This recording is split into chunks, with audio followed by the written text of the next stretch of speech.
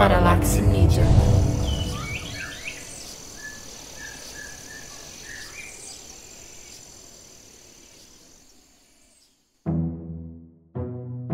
Cláudia, como que você escolheu sua carreira?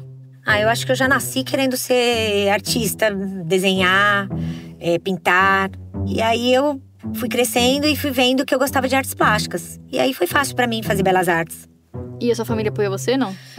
Minha família apoiou, meus pais, né? Meu pai e minha mãe. Mas teve meus tios que tiravam sarro, achavam que era absurdo eu fazer artes plásticas. Eu também acho que eu sempre soube que eu queria fazer alguma coisa no audiovisual, não sempre no som, mas depois foi indo naturalmente. E minha família também me apoiou, igual você falou, meu pai e minha mãe. Mas, ao mesmo tempo, algumas pessoas da família, não que não apoiam, mas dão a entender que seria melhor se eu tivesse feito uma carreira mais certinha. Tipo, sei lá, um concurso público, uma coisa mais garantida, né? Enfim, então... Comigo também. Achavam também que deveria ter feito, talvez, pra advogada. Porque sempre gostei de fazer defesas de pessoas, assim. E achavam que eu tinha jeito pra ser advogada. Mas jamais, eu já nasci sendo artista. Bom, esse tema do trabalho e escolha de carreira é um tema importante nas nossas vidas, né? Uma coisa muito central nas nossas vidas. Muito importante, porque também, assim, tem muita gente que fica perdida, tem que fazer testes pra tentar descobrir o que quer fazer. E também tem gente que não tem essa oportunidade de escolher o que quer fazer, né? Enfim, acaba indo ou por obrigação ou por necessidade. Ou por imposição. Bom, é sobre isso que a gente vai falar hoje. Trabalho. Eu sou a Laís Valina. E eu, a Cláudia Moreno. E esse é Maturidades.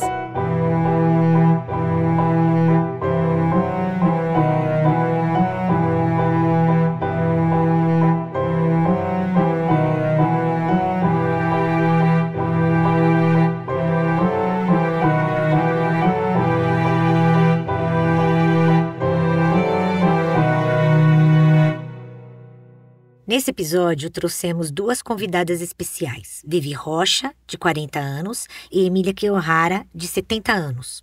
Elas vão se apresentar para a gente, contar um pouco sobre seu trabalho. Olá, meu nome é Emília Kiyohara, eu tenho 70 anos e sou Nisei.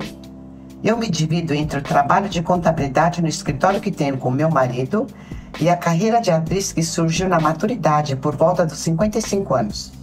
Eu aproveitei esse novo momento da vida e comecei a estudar teatro, dança e canto, que eram paixões antigas, mas deixadas de lado. De lá para cá, muitas oportunidades incríveis aconteceram. Participei de montagens amadoras de teatro, comerciais de televisão, fiz parte do elenco da novela Sol Nascente da Rede Globo e agora, em 2025, estive em cartaz no Teatro Itália com a peça Passos. Oi, eu sou a Vivi Rocha, sou cantora, compositora, produtora musical e poeta. Comecei lá atrás no canto lírico, fui cantora de ópera do Teatro Municipal por 7 anos. E em algum momento ali eu vi que aquilo que eu cantava não era exatamente o que eu queria cantar. As histórias escritas por homens no século XIX que falavam de mocinhas frágeis. E incomodada com isso, eu resolvi que eu tinha que compor mais. E aí comecei a compor e lancei meu primeiro trabalho autoral em 2018. E de lá pra cá fiz a transição, né? Saí desse mundo da música erudita, assim. E acabei virando cantora-compositora, depois virei produtora musical. Mais recentemente posso me auto-intitular poeta. E tenho realizado esse trabalho nessa área, cantando histórias e temas do cotidiano, mas da vida, da maneira que eu observo e de uma pessoa aqui da cidade caótica de São Paulo.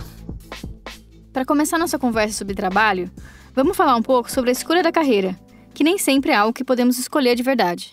Eu escolhi, mas demorei um pouquinho pra chegar, na verdade. Eu fiz faculdade de canto lírico, né?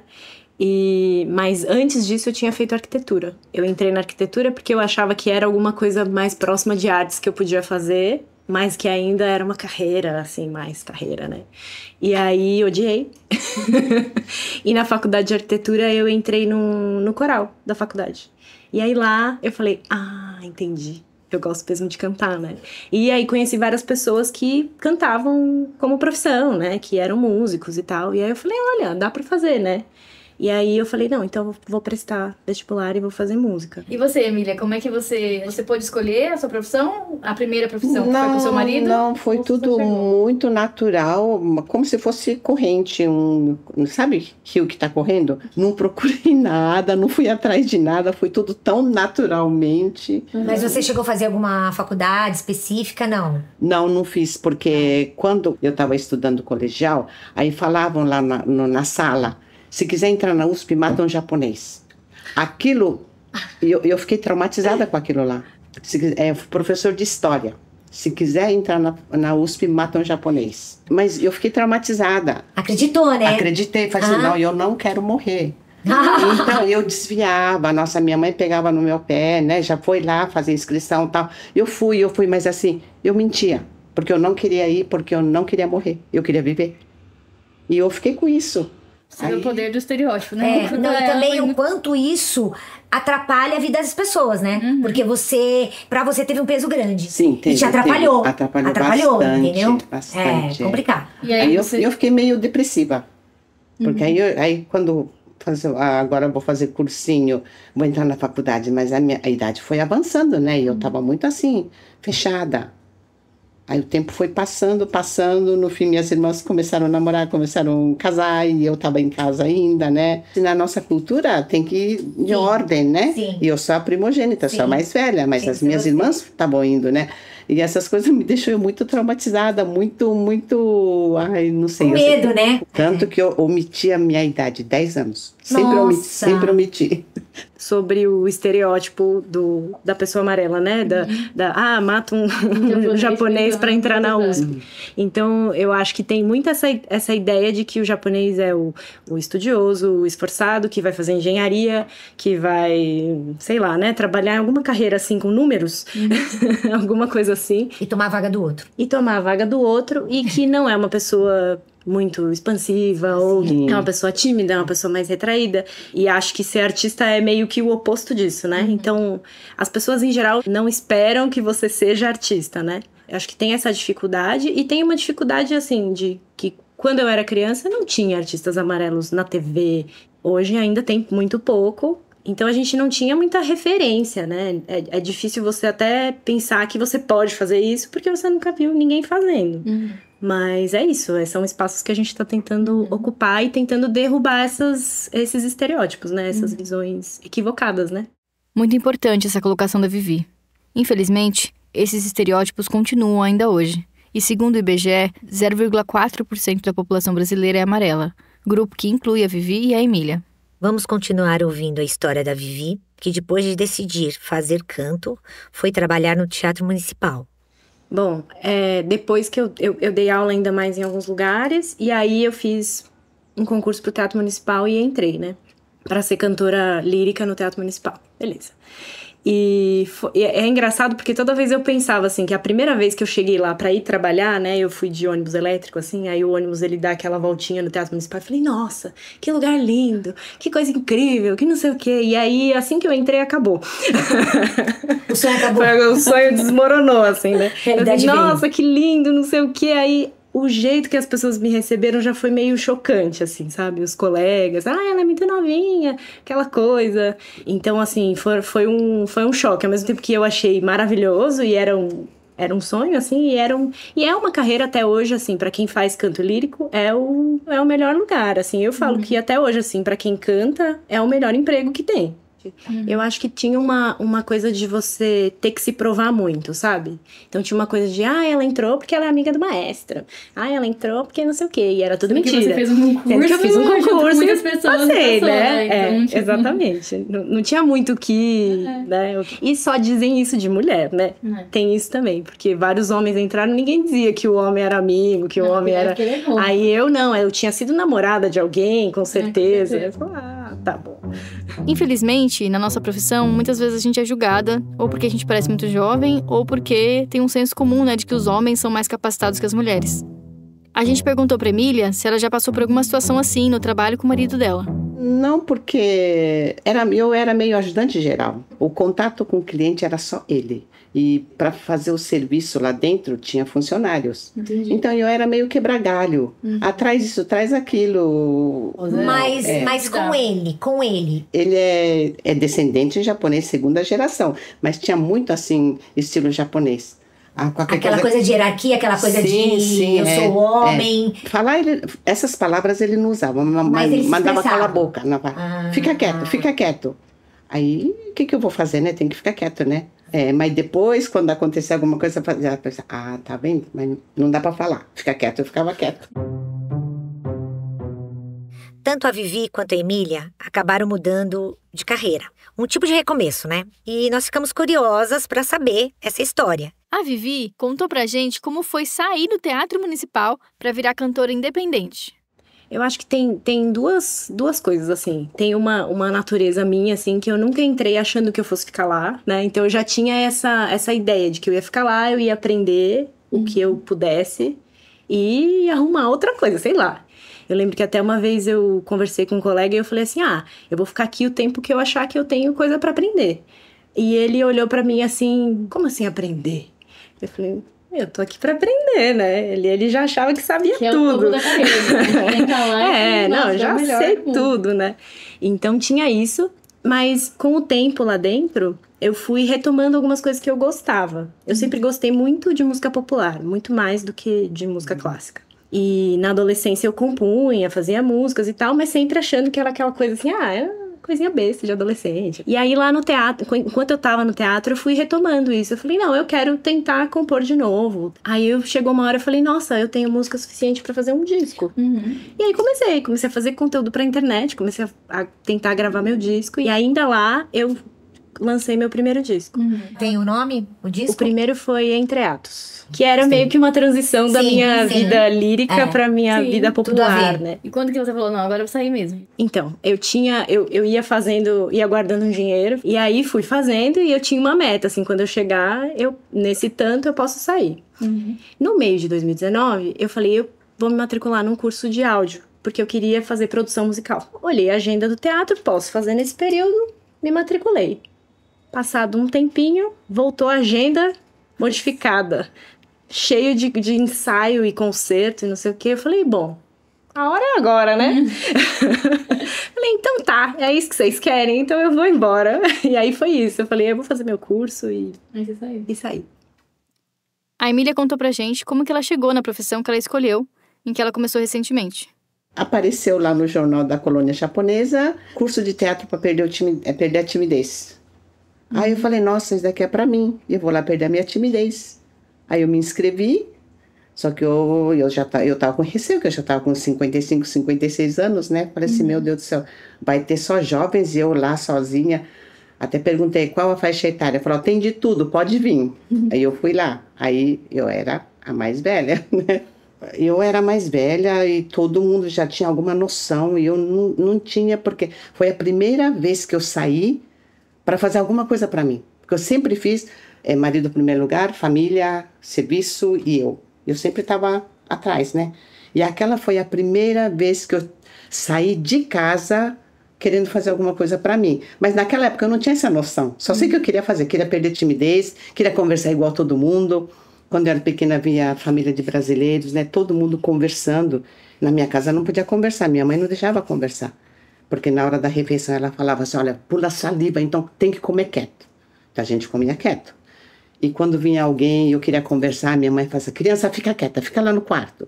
Ficava lá no quarto. Então eu não tinha essa facilidade de conversar. E isso daí acabou entrando em mim e eu comecei a ter dificuldade. Aí eu falei, não, eu quero perder isso, né? Mas e a aceitação das pessoas, da sua família, do seu marido? Como que foi a aceitação de, tipo, você do nada, aí você foi lá, desabrochou, entrou no teatro e foi tentar fazer uma coisa que você gosta. Eles aceitaram? O que eles falavam? O que aconteceu? Isso daí, ó, eu tô até suada. Porque eu não contei pra ninguém, né? Pouquíssimas pessoas sabem o que eu faço. Porque, por um lado, é assim, não sei se é cultura, não sei se é educação, não sei o que é. Mas assim, o convívio que eu tenho, as pessoas fazem cerimônia de chá, fazem ikebana, essas coisas, essas culturas tradicionais. Né? E eu também fiz um pouco. Só que não aquela, sabe, não levei muito a sério. Aí eu acabei indo pro outro lado, né?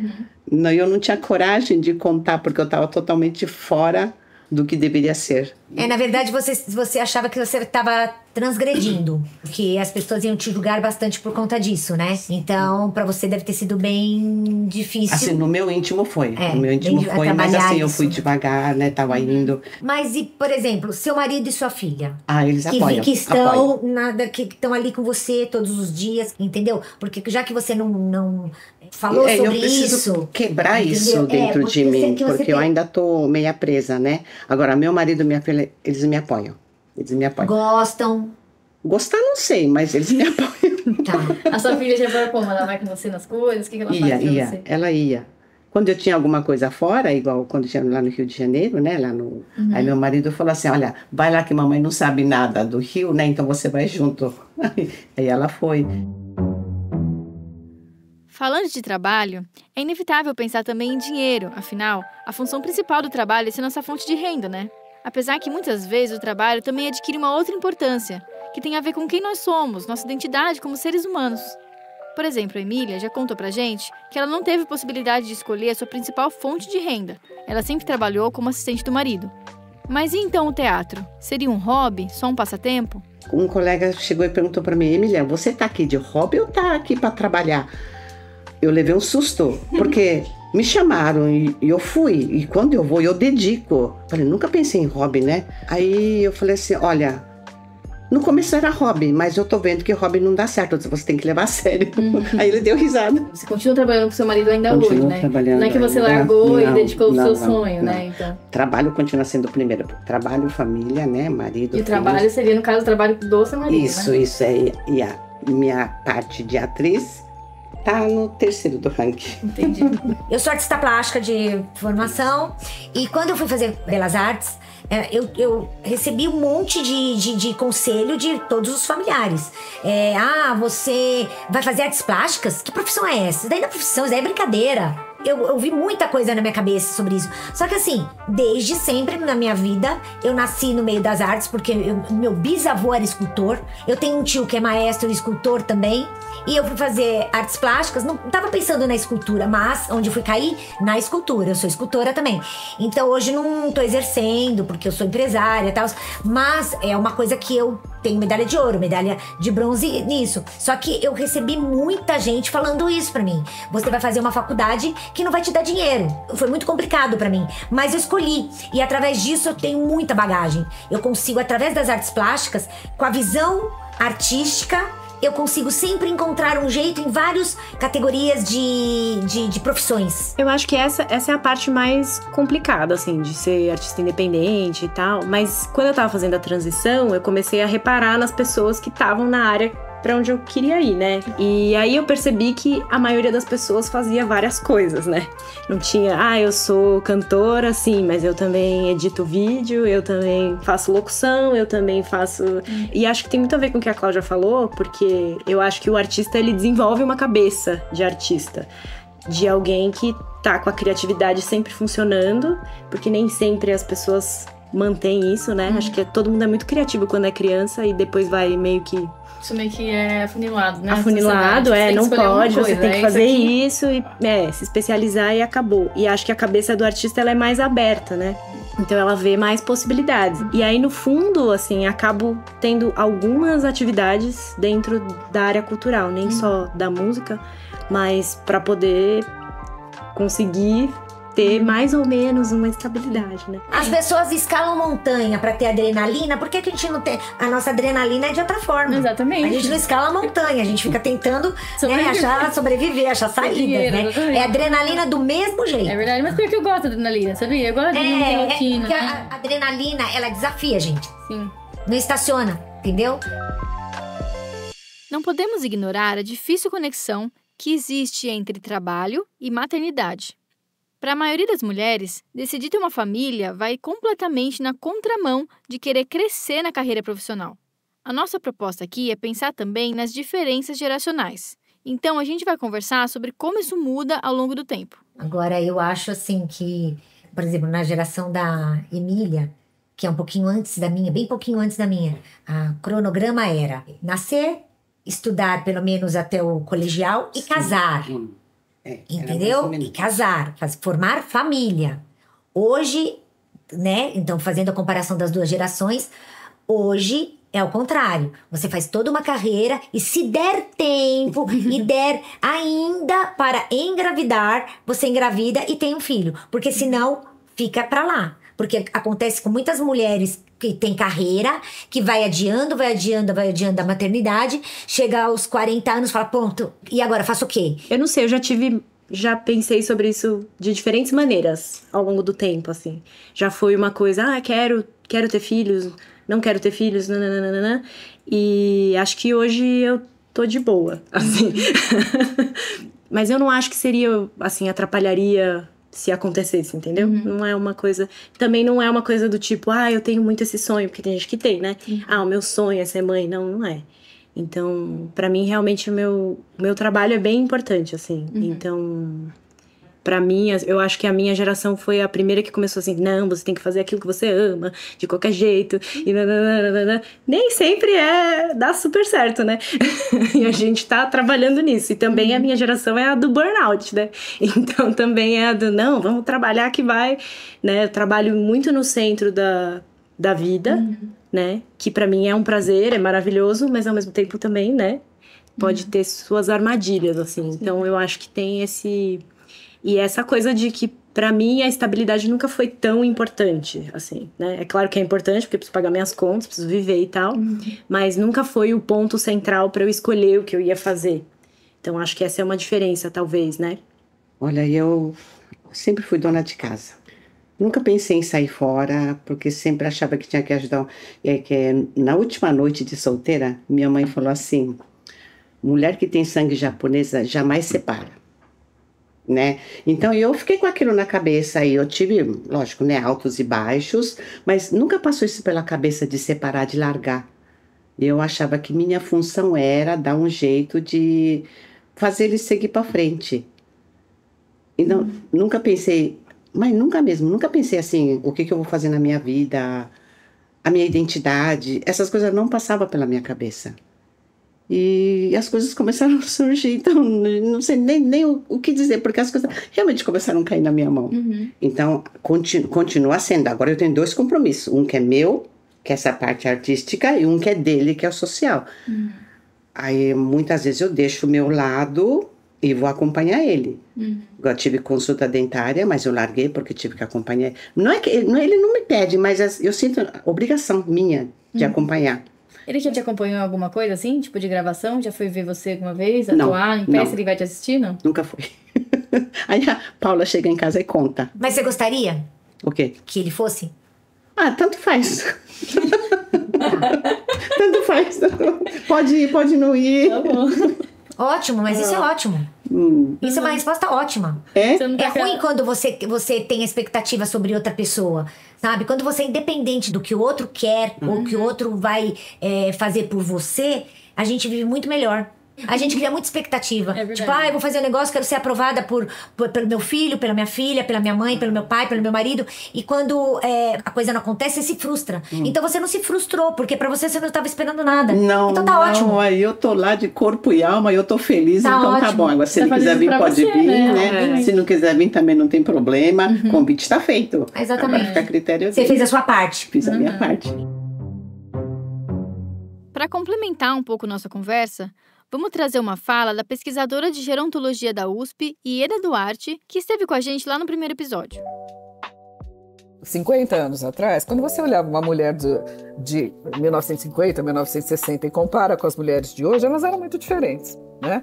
Então, antigamente, as mulheres, elas serviam para quê, né? Dentro da lógica da sociedade. Para cuidar da casa, para ter os filhos, para cuidar do marido. Com a mudança que foi transcorrendo na sociedade como um todo, a mulher, progressivamente, ela teve que ser inserida no mercado de trabalho. Não foi só por conta do movimento feminista, foi também por conta do movimento feminista. Mas ela precisou, por uma questão de sobrevivência mesmo, ela precisou ser inserida no mercado de trabalho. Hoje é impossível você pensar em tirar a mulher do mercado de trabalho. O mercado de trabalho não sobrevive, né?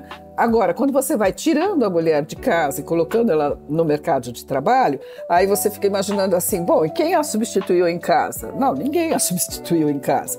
Então ela tem a tripla jornada de trabalho que a gente fala. Então você cuida da casa, você cuida dos filhos, você trabalha, você volta para casa, faz comida, etc, etc. Ah, mas o comportamento do homem mudou? Acho que mais recentemente até a gente tem visto um pouco isso. Mas ainda nós vivemos numa sociedade que é mais machista. Quando você vê, por exemplo, as comparações entre salários de mulheres e homens, os homens ganham mais do que as mulheres.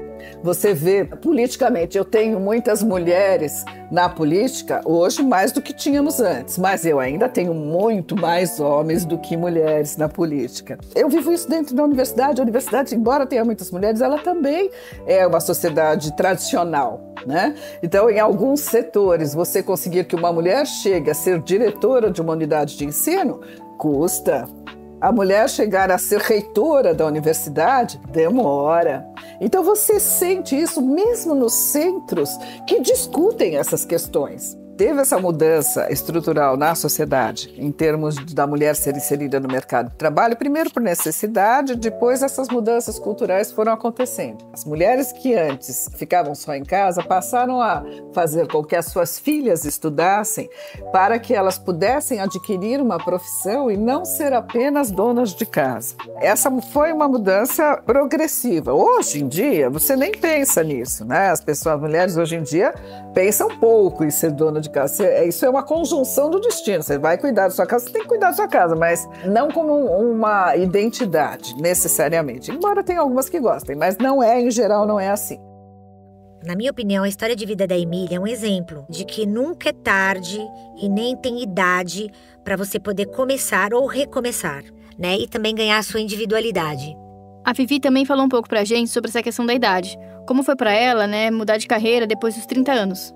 É sempre uma coisa que eu fico pensando. Não que eu fico pensando, mas é que eu acho que tem pontos positivos e negativos, né? Uhum. Porque eu acho que conforme o tempo vai passando, a gente vai ficando melhor em tudo que a gente faz, vai ficando mais madura, vai conseguindo escolher melhor o que vai fazer, o que não vai fazer. Por outro lado, vai ficando menos com cara de mocinha, que é uma coisa que o mercado adora, né? Uhum. Então, eu acho que essa é uma preocupação, sabe? Eu sempre achei que eu tava atrasada a vida inteira. Sei lá, é uma coisa minha, assim. Mas até quando eu saí da arquitetura e entrei na música, eu falei, putz, eu vou ficar muito velha. E sei lá, eu tinha 20 anos. Eu vou demorar mais, eu vou demorar muito mais. E aí, com o tempo, é engraçado, quanto mais velha eu fico, mais eu vejo que isso era uma bobagem, né? Ao mesmo tempo que o tempo passa, você também vê que tem algumas coisas que não precisava ter se preocupado tanto, né? Começar algo novo é sempre um desafio, independente da idade. Perguntamos para nossas convidadas o que elas aprenderam com essa transição de carreira que fizeram. Eu acho que eu nunca tinha me dado conta de que eu era uma pessoa que tinha coragem, sabe? Uhum. E eu ouvi isso muito, assim, quando eu fiz a transição e continuo ouvindo sempre, porque eu tô sempre mudando alguma coisa e sempre... Mas eu acho que me ajudou a confiar na minha capacidade de me jogar nas ideias que eu tenho, sabe? Porque eu acho que foi a primeira vez que concretamente eu falei, não, eu quero fazer isso e eu vou fazer isso. E aí eu falei, olha, estou fazendo isso, né? Funciona, eu posso decidir e correr atrás. Então acho que eu fui ganhando uma confiança do tipo, se alguma coisa der errado, se eu precisar mudar de novo, eu vou conseguir, sabe? Porque eu tenho recursos para isso. Minha visão mudou em relação aos jovens, porque eu era muito tapada, né? Eu achava que os jovens não tinham nada para passar para mim. E eu tinha muito disso. Mas quando eu entrei lá no meio, nossa senhora, eles desde pequenos já sabiam o que queriam. E eu lá com meus 54, 55 anos, estou no meio deles, né? Aí foi uma coisa muito legal. E criar uma relação também, né? Sim. Que de repente a gente tem uma dificuldade de ter uma relação com pessoas com outras idades. E não, você vê que dá para ter relação com pessoas mais novas e mais velhas do que a gente, né? Sim. E outro foi que uma vez fui na USP, a professora me convidou para ir na USP assistir um debate. Para mim realmente era muito novidade, era coisinha boba, mas eu ficava feliz. A professora falava assim, Emília, você parece criança. Falei, mas por quê? É bonito? Ela falou assim, isso eu vi quando eu tinha meus 4, 5 anos. Eu falei, mas professora, você sempre viveu nesse mundo, né? Assim, viveu no mundo das artes. Agora, eu não, sempre fui dona de casa. E foi a primeira vez que eu tô entrando nesse mundo. E tá certo, assim, todos os meus colegas lá da FPA, Faculdade Paulista de Arte, também eram jovens. Para elas também era muito comum. E uma outra também, um outro curso que eu fiz também, uma menina de 12 anos, decorou o texto inteirinho de 2 horas. Nossa Senhora, e eu fiquei boba, né? Ela não trazia texto. Eu carregava 2 apostilas, né, de texto. Ela não, porque ela sabia tudo. Então, tudo isso era uma novidade tão grande para mim. Falei, meu Deus do céu, como é que eu vou conseguir ser igual ela, né? Eu estudei muito, eu fazia intensivão para tentar chegar perto dela. E foi assim, né? Mas cada coisa que aparecia para mim era novidade.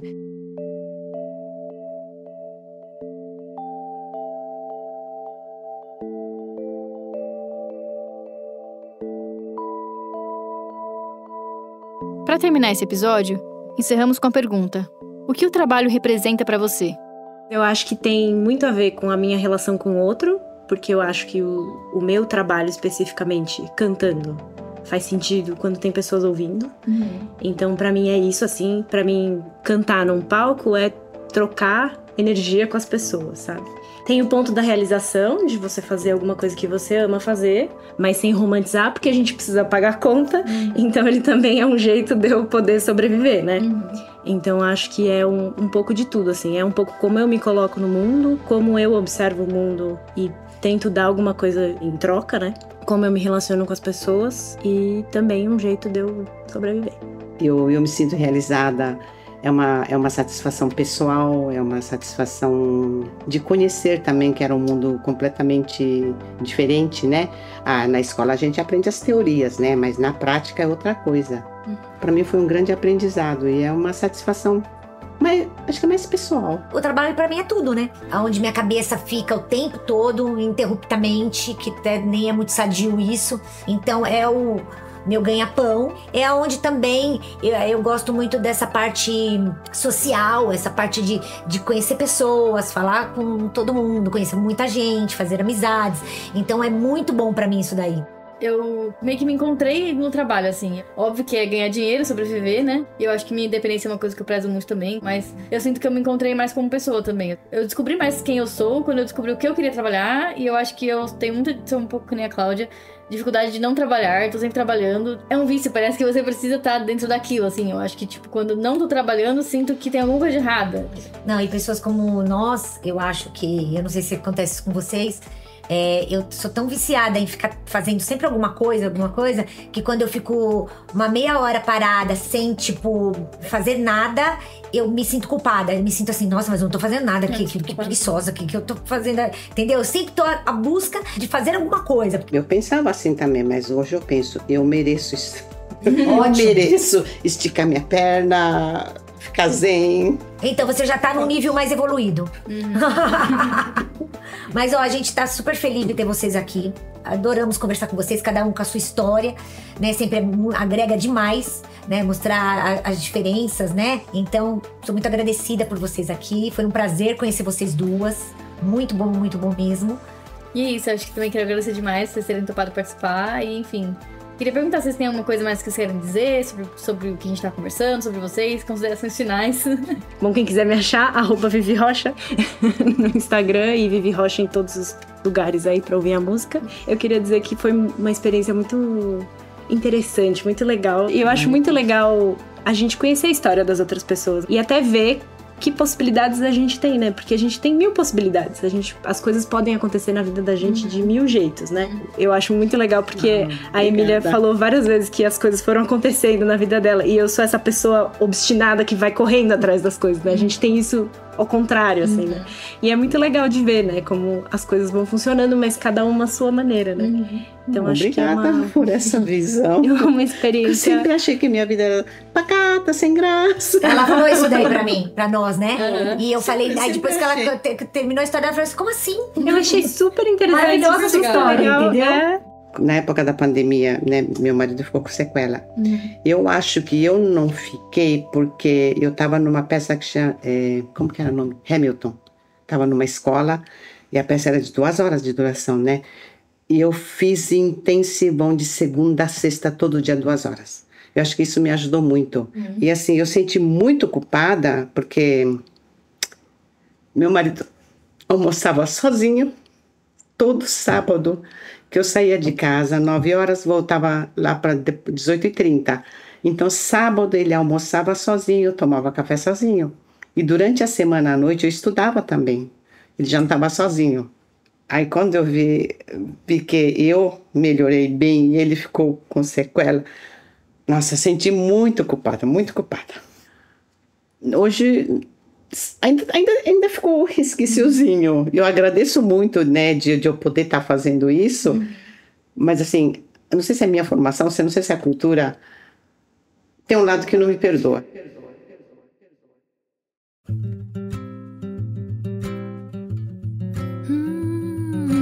E pra você, o que o trabalho representa? Já parou pra pensar nisso?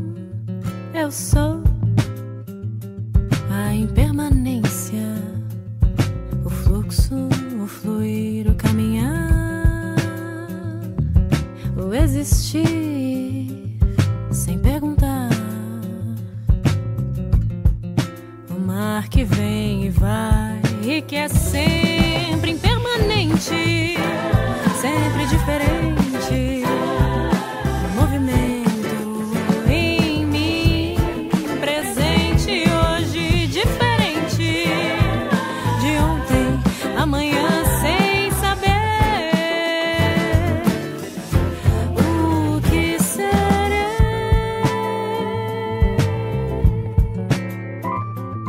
A música que a gente tá ouvindo se chama Impermanente, da Vivi Rocha.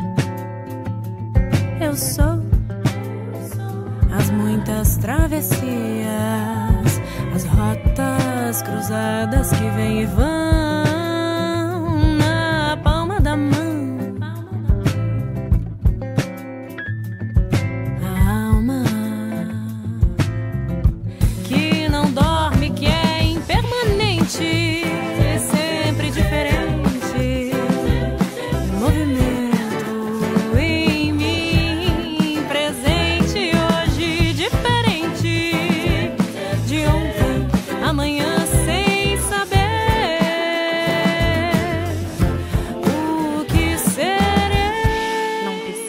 Maturidades é uma produção da Paralaxe Mídia, com produção executiva e direção de Laís Valina. Apresentação, Laís Valina e Cláudia Moreno. Assistência de direção e som direto, Marlon Carvalho. Captação de imagem, Jordano Gadelha. Edição e mixagem, Laís Valina. Estúdio de mixagem, João Godoy. Produção da Paralaxe Mídia, Beatriz Costa. Identidade visual, Tis Jusca e Andressa Viena. Trilha original composta por Laís Valina com execução de Beatriz Costa. Redes sociais, Andressa Viena, Jordano Gadelha, Tis Jusca e Rafaela Oliveira. Música Impermanente com composição, voz e masterização de Vivi Rocha. Produção musical, mixagem, violão, baixo e pianos de Abacuque Lima e bateria de Matheus Marinho. A Paralaxe Mídia é uma iniciativa da Analema Filmes. Para saber mais sobre nossas convidadas e ver conteúdos adicionais, acesse nosso site e siga nossas redes sociais. Assim, você vai ficar sabendo das novidades do Maturidades e de outros podcasts da Paralaxe. Os links estão na descrição do episódio. Até a próxima! E sigo impermanente.